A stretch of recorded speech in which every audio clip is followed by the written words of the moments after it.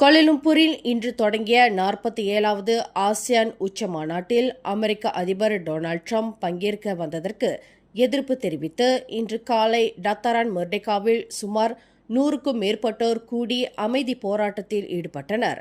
இந்த அமைதியான பேரணியில் பெரும்பாலானோர் பாலஸ்தீனிய கொடிகளை ஏந்தியும் இனப்படுகொலையை எதிர்த்தும் ஃப்ரீ பாலஸ்தீன் என முழக்கமிட்டனர்.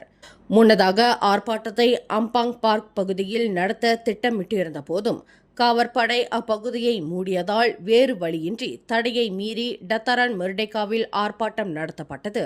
ஆசியான் மாநாட்டில் சிவப்பு மண்டலத்துக்கு அருகில் இந்த போராட்டம் நடந்ததால் அனுமதி மறுக்கப்பட்ட போதும் அமைதியான முறையில் மக்கள் தங்கள் கருத்துக்களை பதிவு செய்தனர்.